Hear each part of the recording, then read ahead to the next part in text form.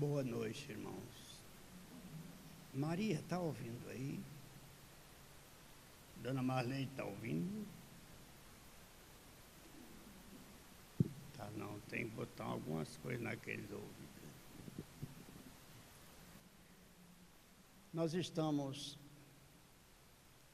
agradecendo ao Divino Mestre por mais essa oportunidade que nos dá neste reencontro de paz, para refletir sobre os ensinamentos de Jesus que nos orientam na vida.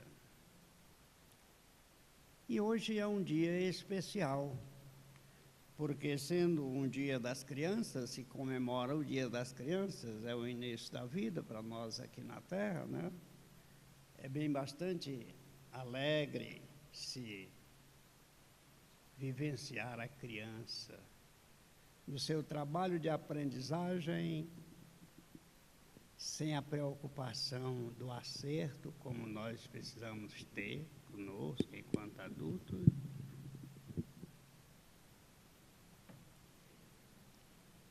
Mas imaginemos assim: o que é que nós somos ainda para Jesus? Se não as suas crianças e ainda ingênuas. Nem sequer temos ainda a compreensão no que falou Jesus. A compreensão do valor que é para nós vencer a ignorância, desabrochando em nós o conhecimento da vida sobre as orientações de Jesus.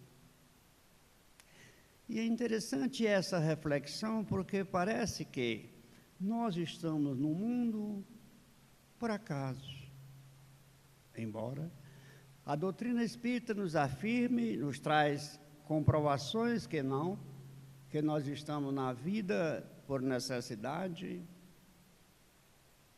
atendendo uma lei divina, que a lei divina são imutáveis, é a lei do progresso, da evolução. Tanto o mundo material quanto o mundo espiritual evolui constantemente, dado a ordem divina.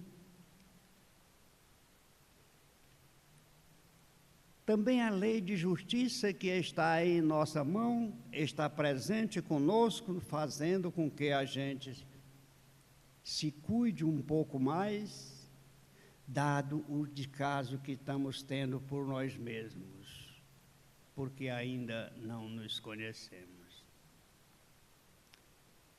Nessa comemoração do Dia das Crianças, hoje foi bonito ver em Brasília alguns grupos que se movimentaram para a diversão das crianças.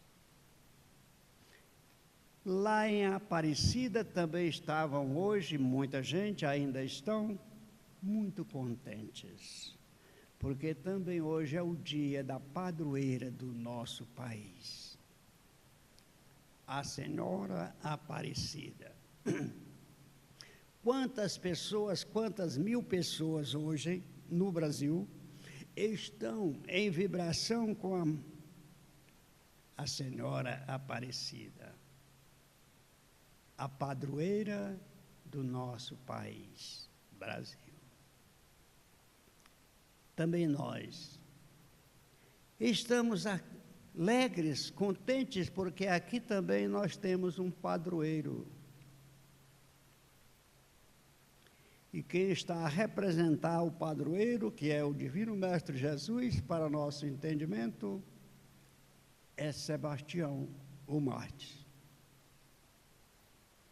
E hoje é um dia especial também, porque nós lembramos, ontem, na nossa oportunidade de reflexão de ontem, nós lembramos da época em que começou esse trabalho para chegar lá em Brasília. Num grupo de mediúnico que se reunia aqui na casa, naquela época, um médium desloca-se da mesa estava concentrado para o trabalho, e vai a um local e sai narrando. Na narrativa dele, ele disse que um grupo de trabalhadores espíritos endividados e reconhecendo suas dívidas e a necessidade de evolução, foram ao Ministério da Reencarnação pedir para reencarnar em lastimáveis situações, cegos, aleijados, de toda sorte. Mas a resposta foi não.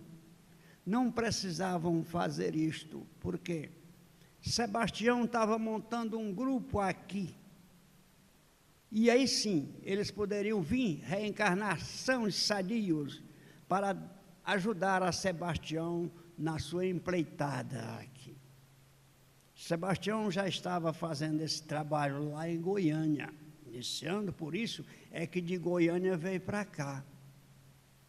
E quando é um certo dia, esta casa abre as portas aqui em Brasília.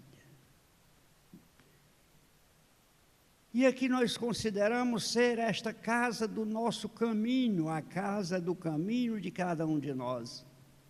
E também nós lembramos ainda na história, quando Pedro recebeu a orientação para também abrir uma casa ao caminho de Jerusalém. Naquela época, havia necessidade de assistência a criaturas que não tinham recursos e estavam enfermas. Mas não havia esse atendimento à época, não. Casa de caridade, essas coisas não tinham ainda. Tinham conventos, onde até enclausuravam jovens, matando, furtando as suas experiências da sua juventude. Tinha isso, mas não tinha casa de amparo às criaturas necessitadas. Pedro recebe a orientação e vai. Abre a porta antes da cidade, antes de chegar à cidade. Ele abre esta porta de esperança. E lá as pessoas vinham, precisavam, eram assistidas, e quando elas estavam um pouco melhor, eles tinham que colocá-las em trabalho, porque precisava de mão de obra. A demanda era grande e eles não tinham como atender só. E as pessoas iam melhorando e já iam trabalhando também na assistência dos que vinham um pouquinho pior. Segue esse procedimento aqui também na casa de Sebastião Marte. Quando nós estamos vindo aqui em busca de um tratamento em nossas necessidades, as portas estão abertas e nós recebemos os benefícios, sim. Imediatamente nos chegam a orientação para que a gente possa descolar do nosso descaso e botar as mãos para trabalhar. Deixar que os pés andem em busca do socorro para aqueles que mais precisam. Para isso, nesta casa, propõe ao estudo. Todos os dias tem. Cursos e mais cursos são apresentados por aqui. Mas é interessante assim. Nosso irmão Cauí, que foi um daqueles que foi naquele grupo pedir para reencarnar em condições difíceis, recebeu a misericórdia divina e reencarnou com saúde boa. E com a disposição de trabalhar. E, aqui chegando, cuidou disso por muito tempo, amparando muito de nós. Mas naquela mesma mensagem o médium diz, ainda tem informação. Naquela época já, há uns 30 anos atrás, não se me lembro agora, mas talvez uns 30 anos atrás foi isso, ou mais um pouco. Naquela época, já tinham voltado alguns daquele grupo sem fazer o que tinham se comprometido a fazer aqui. O grupo era muito grande, era uma falange muito grande, somos todos nós. que fomos resgatados e ficamos à espera de alguém que nos proporcionasse um trabalho para nosso refazimento. É por isso que agradecemos assim de muita vontade as oportunidades que estamos tendo nessa casa, nesse sítio em que o amparo está à disposição de todos nós. Mas é também necessário que tenhamos a compreensão que precisamos compartilhar com o trabalho, participar dele de verdade, no auxílio aos que buscam depois de nós. Ainda naquela passagem, lá na Casa do Caminho, Gamaliel, que é o instrutor de Saulo de Tarso, é aquele espírito que cuida de Saulo, que ajuda Saulo, que era o seu mestre. Quando Saulo volta de uma empreitada daquelas em que foi fazer a sua parte de trabalho importante para ele na época, que era coibir o avanço dos cristãos, se chamava de cristianismo na época, e que não estava de acordo com os ensinamentos mosaicos. E ele foi ferrenho nessa defesa dos procedimentos religiosos. Mas quando ele volta de uma empreitada dessa, Gamaliel chama ele e diz: vem cá, olha, eu fui à Casa do Caminho. Quando fores lá, olha aquilo com mais cuidado. Eu vi lá coisas que eu não tinha visto, nunca em nossa crença tivemos a ideia de fazer. É o auxílio e assistência fraterna com as pessoas. Porque o próprio Gamaliel presencia a chegada de um dos seu grupo, que tinha sido jogado fora porque tinha sido acometido pela lepra na época. Mas lá na Casa do Caminho ele é recebido de braços abertos, com toda a dignidade de ser um irmão. E ele passa isso para Saulo de Tarso. E Saulo teve algum respeito pela Casa do Caminho, porque senão teria liquidado. O poder lhe davam, tinha poder para isso. Nós estamos aqui na casa de Sebastião Marte, a nossa Casa do Caminho. Cabe a nós fazer o que é preciso ser feito de nossa parte para que ela mantenha-se de porta aberta para a assistência de quantos vêm após nós com necessidades tamanhas. Hoje nós estamos a tratar de uma lição do Evangelho de Jesus. O Evangelho de Jesus também é um socorro, é uma fonte de luz por ser Ele mesmo, o Senhor Jesus, que pronunciou as palavras que aqui estão. Em muitas ocasiões nós dizemos assim: olha, se confundem coisas, palavras do Evangelho ainda não são bem compreendidas para nós. É certo, é por isso mesmo. Porque na programação da vida, nessa evolução constante, e o tempo não para, anda sempre. As informações que foram chegando para que se fizesse os evangelhos, elas foram atrás uma da outra, não só num dia foi feito. Os evangelistas eram um tanto de evangelistas, acabaram sobrando 4 para o Novo Testamento. Então, essas modificações pelo idioma, os dialetos que aconteciam naquela época, as conversações em dialetos que o povo tinha, as tribos. Mas aqui nós temos também dialetos, ainda está conosco hoje. Por exemplo, Dia das Crianças. Aí nós podemos dizer assim, é o dia do guri, não é? Guri é criança. Está aí, um dialeto. Culumim. Alguém sabe o que é culumim? Culumim lá no meu Nordeste é criança também. Comemorando hoje o dia dos culumins, né? Aí, Neiva, a gente não compreende algumas frases do Evangelho porque estão nessa condição, não é? dos dialetos. E a gente vai vendo que o tempo nos ampara tanto, de tal maneira, que a inteligência vai crescendo e depois a gente vai acabar encontrando as respostas para nós mesmos no Evangelho de Jesus. Nessa lição nós estamos com uma aqui. A Neiva acabou de ler. Se alguém prestou atenção, a Neiva falou assim: preces inteligíveis, não foi?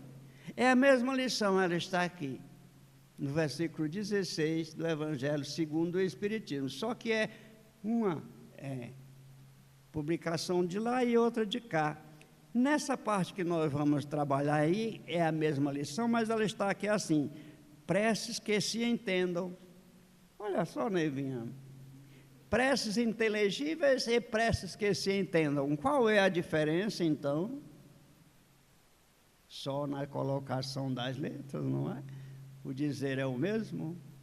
Assim sendo, nós precisamos compreender que cada um daqueles que aqui se apresentam para fazer esse trabalho estão interessados em aprender.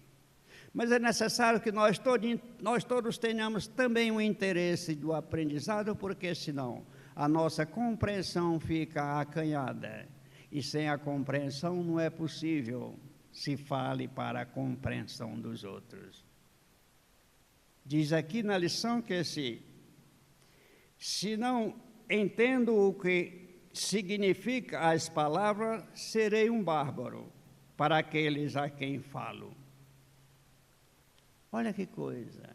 Se a gente não compreender, não tiver atenção, se a gente não falar de maneira que seja clara, a gente não pode, as pessoas não podem compreender o que estamos dizendo. Imaginem preces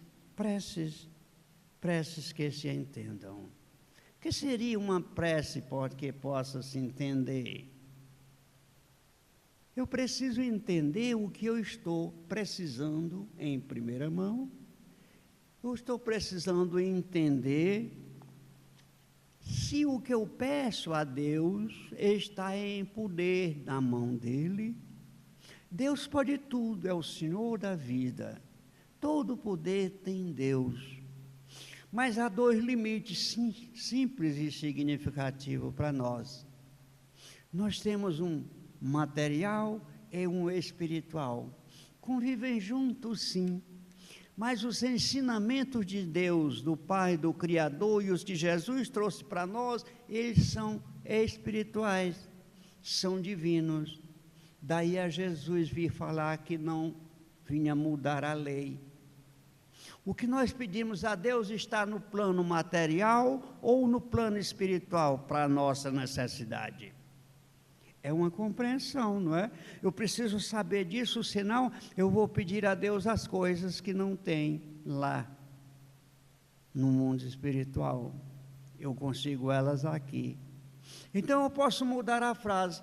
Ao invés de eu pedir, eu faço um outro pedido.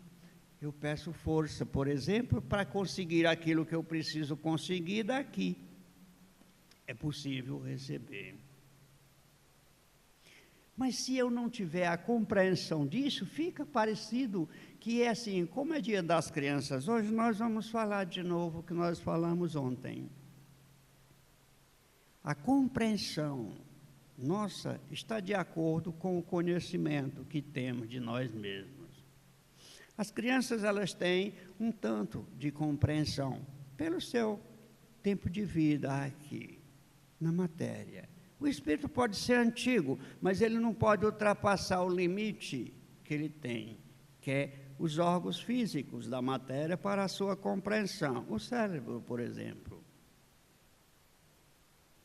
Então, ocorre assim, o caso daquela mãe que estava educando seus filhos e fazia o culto no lar.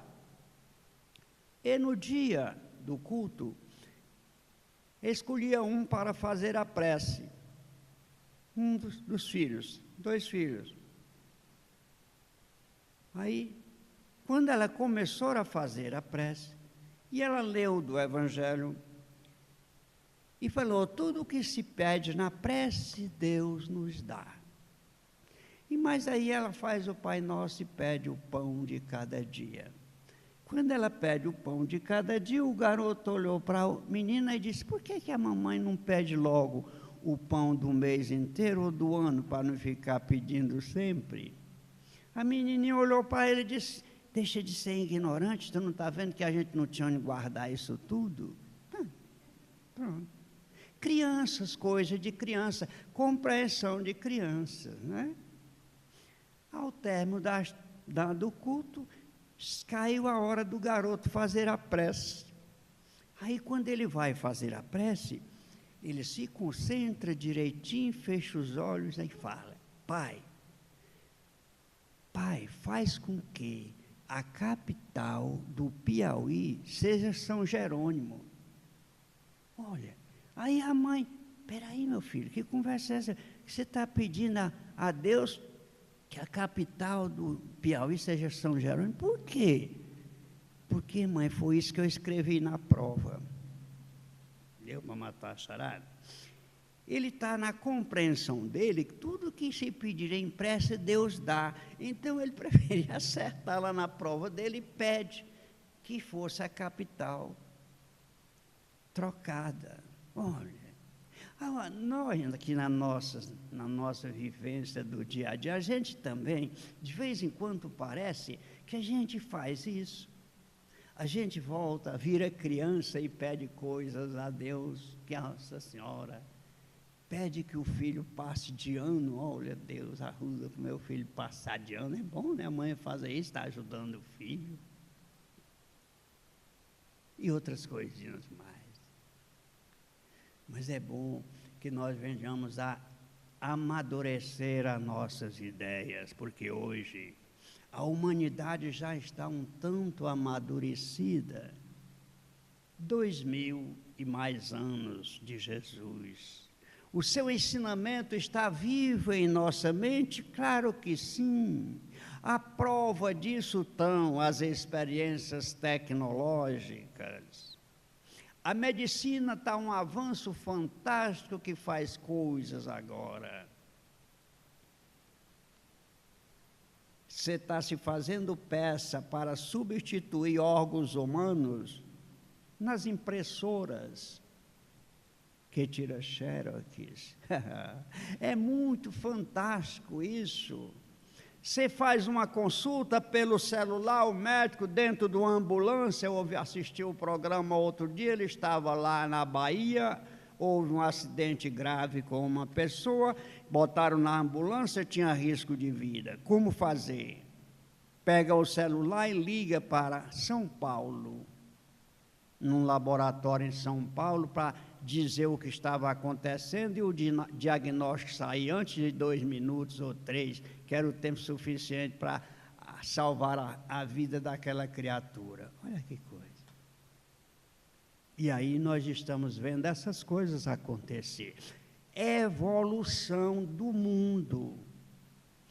Mas a nossa evolução do ser humano, enquanto criaturas de Deus, enquanto filhos de Deus, almas eternas que não morrem, precisamos agir com rapidez.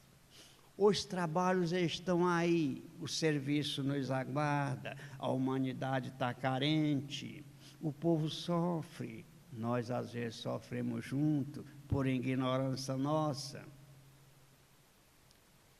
Mas quem de nós hoje se lembrou de fazer uma oração, pedir a Deus por alguém que está carente desse auxílio?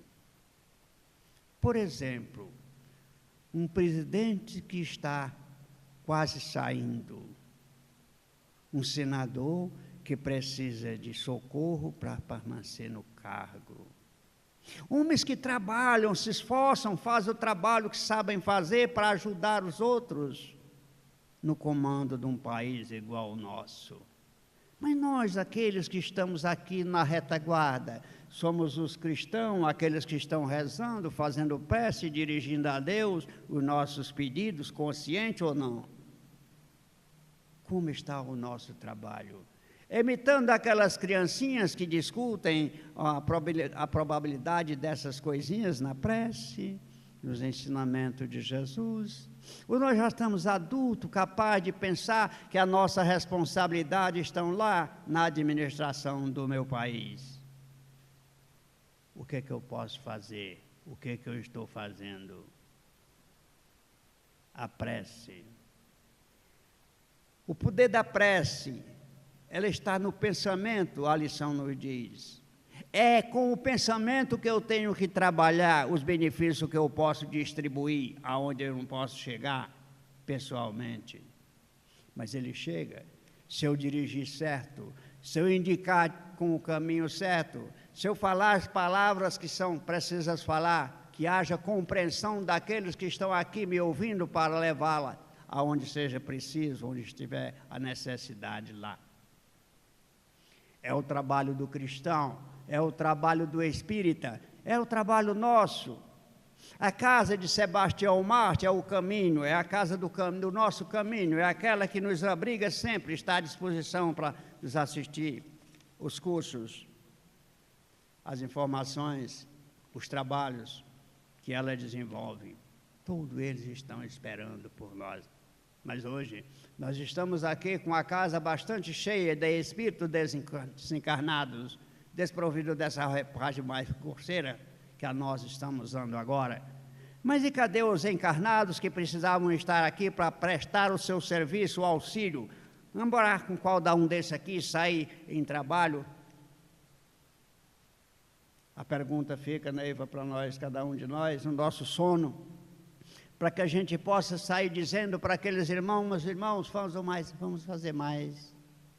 Nós pedimos agora, nessa prece que nos ocorre, o momento de fazê-la. A Deus, ao Senhor Jesus. A misericórdia para todos os médios do mundo.